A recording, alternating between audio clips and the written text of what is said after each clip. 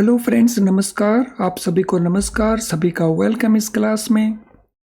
You all are welcome to this class.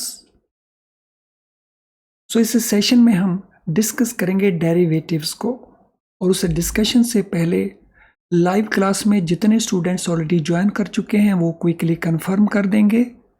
उनका audio video आपको accessible है, so please confirm quickly your audio video is okay. कर दीजिए confirm, मैं wait कर रहा हूं आपके कंफर्मेशन का। तो जैसे ही आप कंफर्म करेंगे मैं इस डिस्कशन को शुरू कर सकूंगा। Yes, be quick. तो चलिए शुरू करते हैं। तो डेरिवेटिव्स को हम कंटिन्यू कर रहे हैं फ्रॉम द प्रीवियस सेशंस। तो प्रीवियस सेशंस में हमने देखा कि डेरिवेटिव्स क्या होते हैं, और फिर उसके ऊपर बेस्ड हमने कुछ क्वेश्चंस को किए एक अलग लेसन के अंदर। तो अभी भी हम इस लेसन में कॉन्सेप्ट को डिस्कस करेंगे, और फिर कॉन्सेप्ट के बेसिस के ऊपर जो उसके क्वेश्चंस बनते हैं वो अगले सेशन के अंदर कंप्लीट करेंगे। डेरिवेटिव्स हमारा चैप्टर नंबर 36 है, एक इंपॉर्टेंट चैप्टर है जहां से लगातार क्वेश्चंस पूछे जाते हैं। आईआईबीएफ की बुक्स को जब आप यूज करके डेरिवेटिव्स को अंडरस्टैंड करने की कोशिश करते हैं तो बहुत सारी चीजें आपको क्लियर नहीं हो पाती, लेकिन यहाँ पे हमारी कोशिश रहेगी कि हर चीज को अच्छे से आपको क्लैरिफाई किया जाए। तो चलिए शुरू करते हैं डिस्कशन को। ऑप्शंस की हम बात कर रहे थे। तो लास्ट सेशन में मैं आपको बताया था हम ऑप्शन के 4 डिफरेंट वेरिएंट्स को देखते हैं। एक होते हैं कॉल ऑप्शंस, एक होते हैं पुट ऑप्शंस। इसके अलावा 2 ऑप्शंस मैंने और बताए थे आपको लास्ट सेशन के अंदर, जो कॉन्सेप्ट का सेशन था। तो कैन यू रिकॉल वो ऑप्शन कौन कौन से थे? एक हुआ कॉल ऑप्शन वेरिएंट, एक हुआ पुट ऑप्शन वेरिएंट। और वेरिएंट कौन से हमने डिस्कस किए थे लास्ट सेशन के अंदर जब हमने कॉन्सेप्ट का सेशन डिस्कस किया था? वो थे अमेरिकन ऑप्शन। और याद करिए फोर्थ वन कौन सी थी?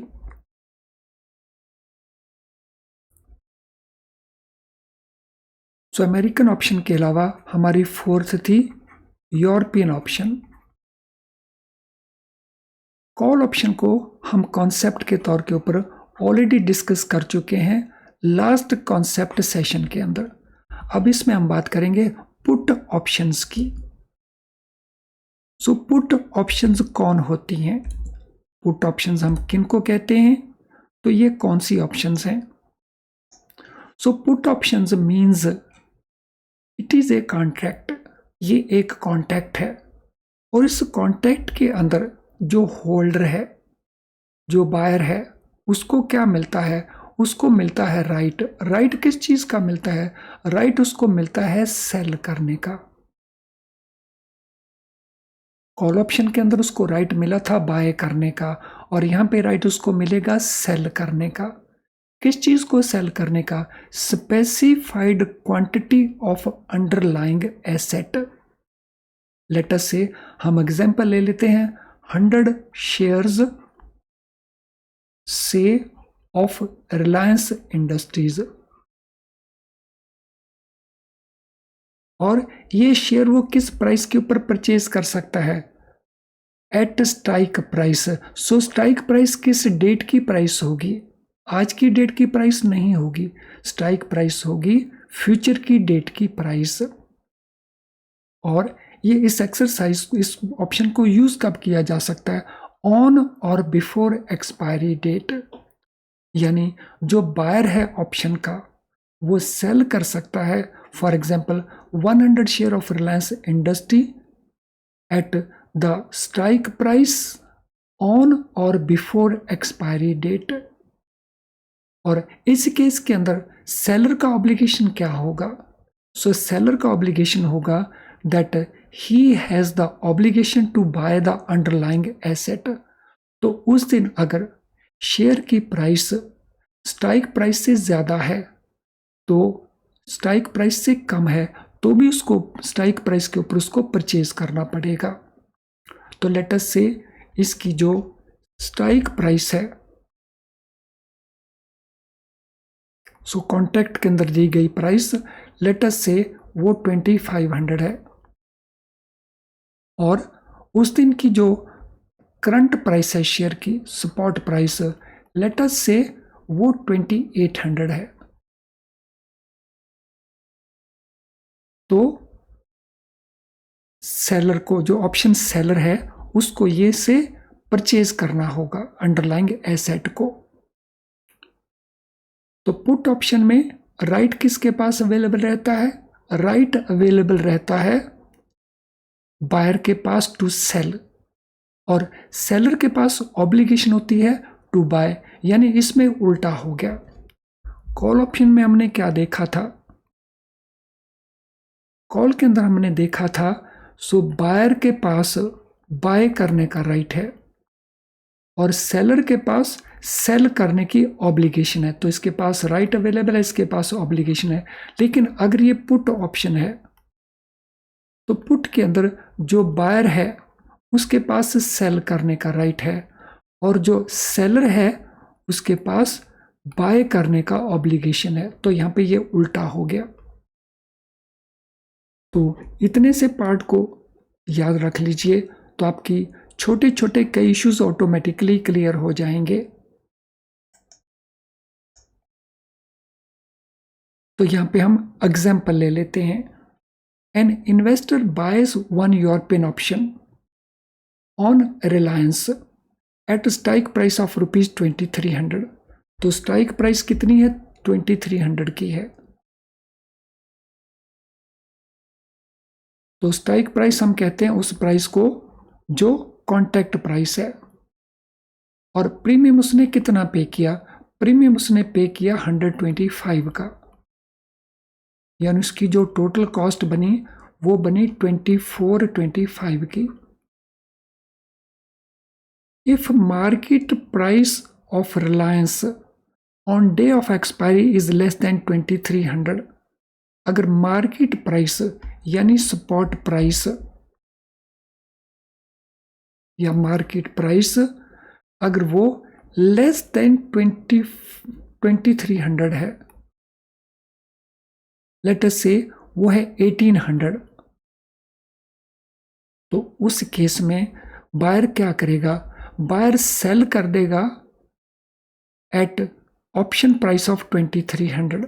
हालांकि उस दिन जो प्राइस है शेयर की वो 1800 है, और वो 2300 सेल कर देगा और एट द सेम टाइम वो बाय कर लेगा उसी शेयर को मार्केट में, यानी वो ऑप्शन सेलर को बेचेगा और मार्केट से वो परचेज कर लेगा at the rate of 1800।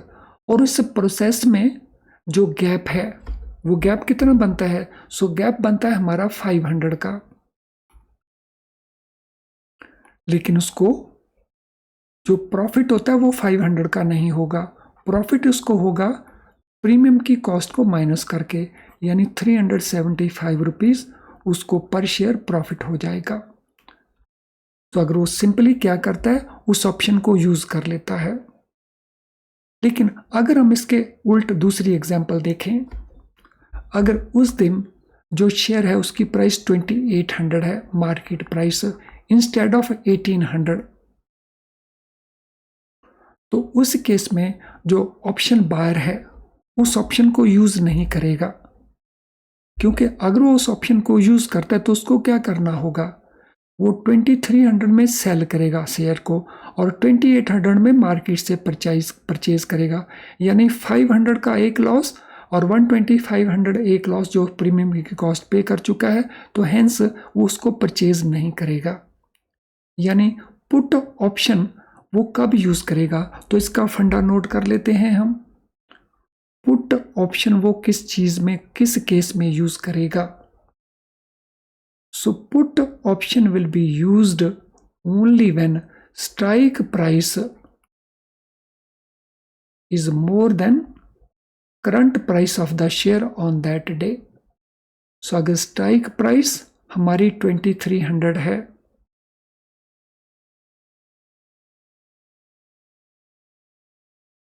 so कब वो यूज करेगा? If market price on day of expiry is less than this much, तो यहाँ पे वो 1800 है प्राइस और स्ट्राइक प्राइस उसकी 2300 है। तो इस केस में वो इस एक्सरसाइज को यूज करेगा पुट ऑप्शन को। जब हम कॉल ऑप्शन की बात करते हैं तो उसमें प्रोसेस उल्टा है। तो कॉल ऑप्शन वो कब यूज करेगा, जब current price is more than strike price. तो यहाँ पे हम एक और फंडा अंडरस्टैंड कर सकते हैं। सो पुट ऑप्शन के अंदर जो ऑप्शन का बायर है वो क्या एक्सपेक्ट करता है, पुट ऑप्शन के अंदर ऑप्शन बायर क्या एक्सपेक्ट करता है, वो एक्सपेक्ट करता है कि इस पर्टिकुलर अंडरलाइंग एसेट की वैल्यू फ्यूचर में डाउन जाने वाली है, रिड्यूस होने वाली है।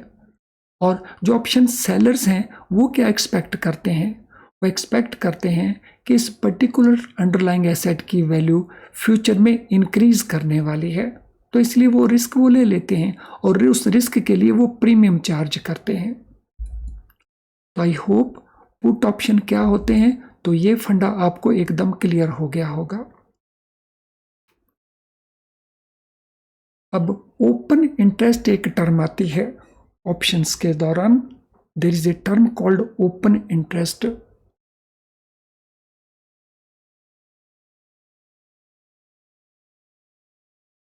सो ओपन इंटरेस्ट क्या है? So open interest means total number of option contracts outstanding in the market at any given point of time. तो ऑप्शन कॉन्ट्रैक्ट डिफरेंट पार्टीज कर रही हैं, party A and B they are entering to option contract, party C and D they are doing some other contract, party E and F they are doing some extra. So इस तरह से there could be large number of option contracts. तो जो option contracts अभी expire नहीं किए हैं वो आउटस्टैंड कर रहे हैं।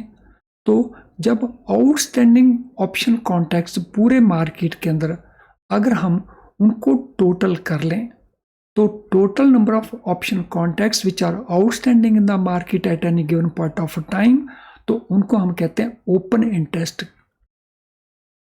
सो open interest is the term which represents the total number of options contracts relating to a particular underlying asset which are outstanding in the market which have not expired as yet. अब option holder कौन होता है ये तो हम already detail में discuss कर चुके हैं लास्ट सेशन के इसके अंदर। ऑप्शन होल्डर हम किसको कहते हैं, तो ऑप्शन होल्डर हम कहते हैं the one who purchases the option. और ये ऑप्शन कॉल ऑप्शन भी हो सकती है, ये ऑप्शन पुट ऑप्शन भी हो सकती है। और इस ऑप्शन के अंदर वो दो तरह के राइट्स एंजॉय कर सकता है। At one point of time वो एक ही राइट को एंजॉय करेगा। ये दो तरह के राइट्स क्या हैं, ये दो तरह के राइट्स हैं, बाय करने का राइट या सेल करने का राइट। सो वो दोनों rights at one point of time acquire नहीं कर सकता। या तो वो बाय करने के राइट को अक्वायर करेगा या वो सेल करने के राइट को अक्वायर करेगा। अगर वो बाय करने के राइट को अक्वायर करता है तो ये कौन सी ऑप्शन बनेगी, यस इसका आंसर प्रोवाइड करें। सो अगर ऑप्शन होल्डर ऑप्शन सेलर से बाय करने के राइट को अक्वायर करता है तो हम इसको कौन सी ऑप्शन कहेंगे, तो इस ऑप्शन को हम पुट ऑप्शन कहेंगे। और अगर वो सेल करने की ऑप्शन बाय करता है तो फिर हम उसको अगर वो बाय करने की ऑप्शन लेता है तो इसको हम कॉल ऑप्शन कहेंगे। और अगर वो सेल करने की ऑप्शन परचेज करता है तो उसको हम पुट ऑप्शन कहेंगे। अब ऑप्शन सेलर या ऑप्शन राइटर कौन होता है, तो ये भी हम बड़ी आसानी से एक्सप्लेन कर सकते हैं अब हम। So this is the person who has the obligation, जो ऑब्लिगेशन अंडरटेक करता है, जो अपने आप को लायबल ठहराता है किसके लिए, टू बाय और टू सेल। अगर वो बाय करने के ऑप्शन देता है तो वो पुट ऑप्शन बन जाएगी, और अगर वो सेल करने की ऑप्शन दे देता है तो वो कॉल ऑप्शन बन जाएगी उसके लिए, और ये अपोजिट होगा फ्रॉम द ऑप्शन होल्डर। तो बाय करने की ऑप्शन जो ऑप्शन होल्डर है उसके लिए वो कॉल ऑप्शन है, और सेलर के लिए वो पुट ऑप्शन है।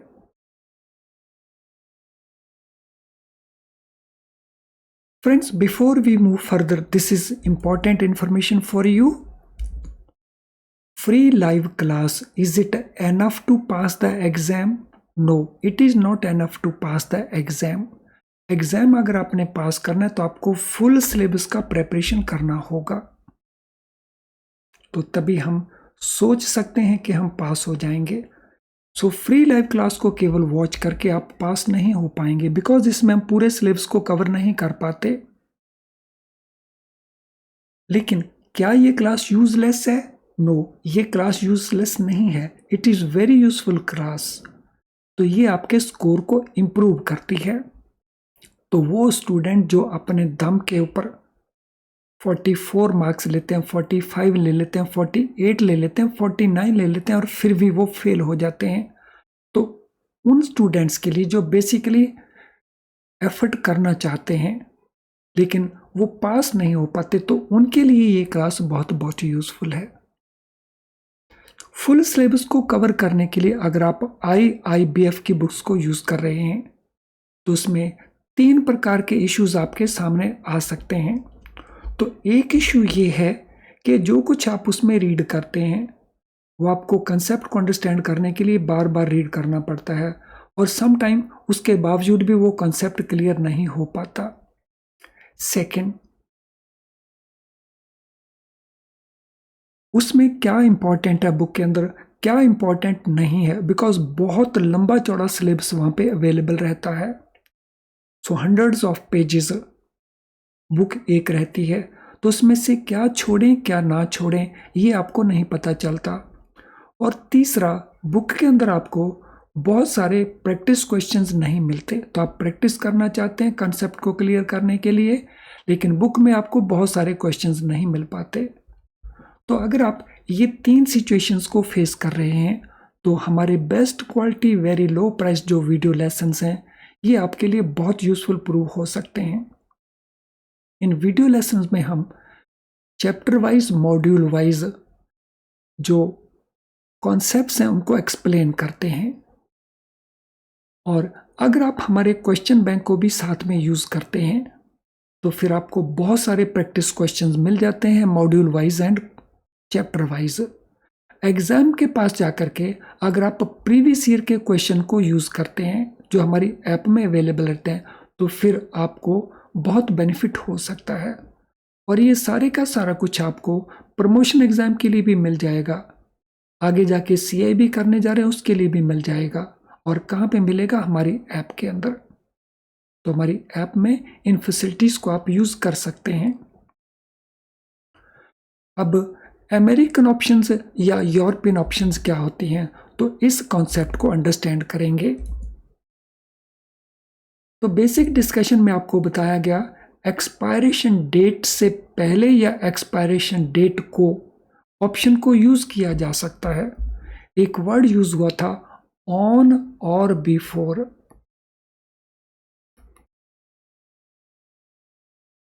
तो अगर एक्सपायरी डेट लेट अस से 30 जून की है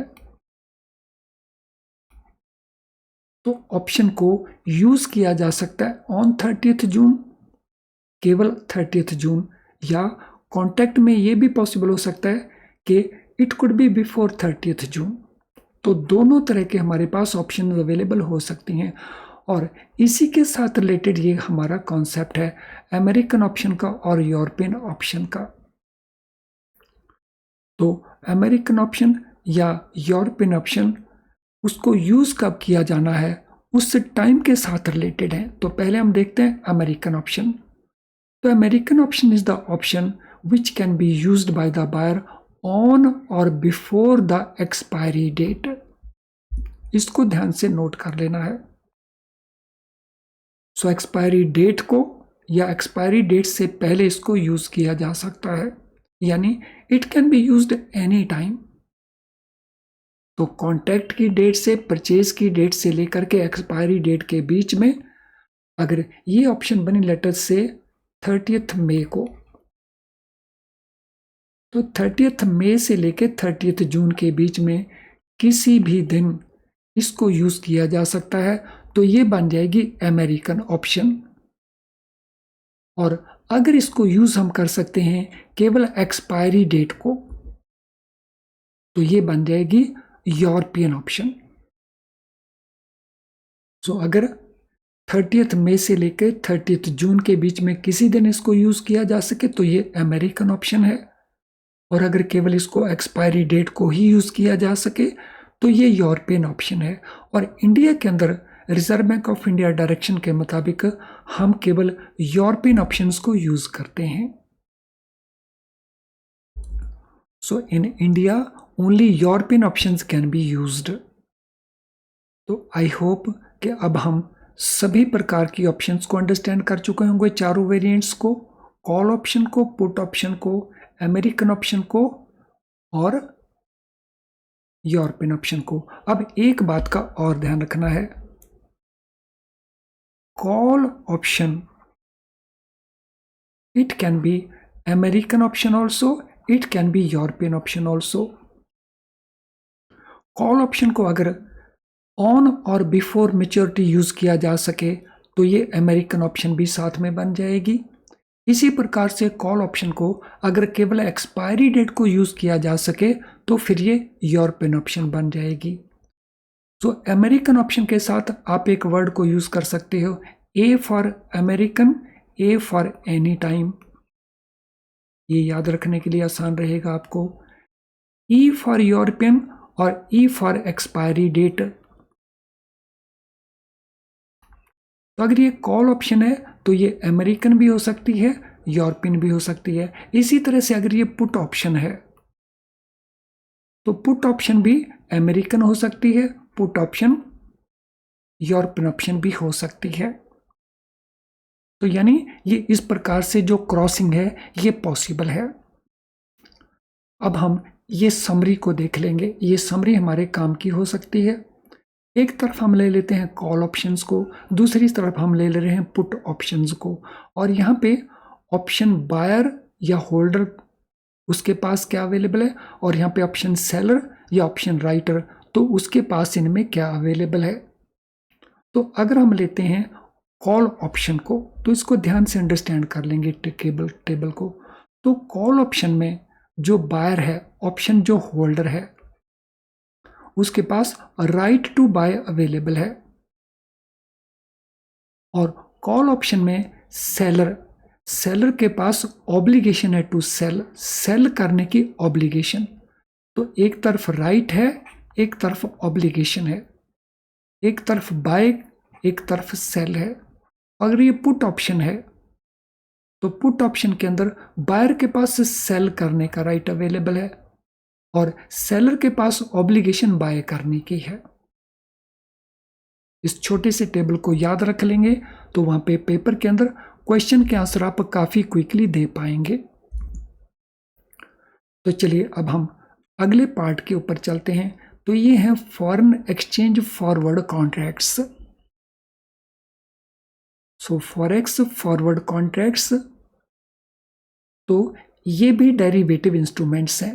तो जैसे ऑप्शन डेरिवेटिव इंस्ट्रूमेंट्स हैं वैसे ही forward contracts in foreign exchange वो डेरिवेटिव इंस्ट्रूमेंट्स हैं। अब फॉरेन एक्सचेंज फॉरवर्ड डेरिवेटिव्स क्या होते हैं, इनको कौन बनाता है, किस पर्पस के लिए बनाता है। So such contracts cover foreign exchange transaction contracted today at an agreed rate, settlement taking place at an agreed future rate date. तो इसको हम अंडरस्टैंड करने के लिए एक एग्जांपल ले लेते हैं। सो फॉरवर्ड कॉन्ट्रैक्ट को कौन यूज करते हैं, आमतौर के ऊपर इनको यूज करते हैं एक्सपोर्टर्स एंड इंपोर्टर्स। एक्सपोर्टर्स कौन है, जो गुड्स को या सर्विसेज को ओवरसीज भेजते हैं।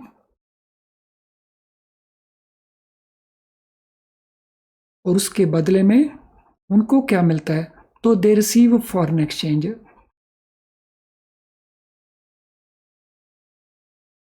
और जो इंपोर्टर हैं वो उन्हीं गुड्स को, उन्हीं सर्विसेज को इंडिया में लेकर के आते हैं, तो they bring it in India, और उसके बदले में वो पे करते हैं फॉरेन एक्सचेंज को। और इसमें टाइम पीरियड इन्वॉल्व होता है मैनी टाइम्स। तो एक्सपोर्टर के पास आज फॉरेन एक्सचेंज अवेलेबल नहीं है, तो इसको अवेलेबल होगा फॉरेन एक्सचेंज आफ्टर 2 मंथ्स। यानी इसका जो सेल था वो 2 महीने के बाद रियलाइज होके इसको फॉरेन करेंसी मिल जाएगी 2 महीने के बाद। ऐसे ही हम इस एग्जांपल में ले लेते हैं, इसको इंपोर्टेड गुड्स तो आज मिल गई, लेकिन इसको पेमेंट करना 3 महीने के बाद। तो इसको फॉरेन एक्सचेंज कब चाहिए होगी, तो 3 महीने के बाद इसको चाहिए होगी, क्योंकि इसको पेमेंट करना है। आज लेटस से ये डॉलर ट्रांजैक्शन है, आज डॉलर का रेट लेटस से 82 रुपीज 10 पैसा है। तो 2 महीने के बाद ऐसा पॉसिबल है कि इसका रेट हो जाए 81 रुपीज 30 पैसा, या इसका रेट हो जाए 82 रुपीज 90 पैसा। तो इस केस में क्या हैपन होगा, तो इसको 2 महीने के बाद मिलने वाली है फॉरेन एक्सचेंज। आज अगर इसके पास होती तो ये 82.10 में बेच के प्रॉफिट कमा लेता। 2 महीने के बाद 81.30 इसकी प्राइस रह जाएगी, यानी इसको नुकसान हो जाएगा। और इसी प्रकार से अगर हम इंपोर्टर के पॉइंट ऑफ व्यू से देखते हैं, इंपोर्टर अगर आज उसको पेमेंट करनी होती तो वो 82.10 के रेट से ऊपर पेमेंट कर देता, लेकिन उसको पेमेंट करना है 3 मंथ्स के बाद, और 3 मंथ्स के बाद जो रेट एक्चुअल बन जाएगा वो 82.90 ऐसा एक्सपेक्ट किया जाता है। तो यहाँ पे उसको लो प्राइस के ऊपर मिल जाती है फॉरेन एक्सचेंज, और यहाँ पे उसको हाई प्राइस खर्च करना पड़ेगा, तो यानी यहाँ पे उसका नुकसान हो रहा है। नाउ इस अनसर्टेनिटी से, इस लॉस से बचने के लिए वो फॉरवर्ड कॉन्टैक्ट करता है।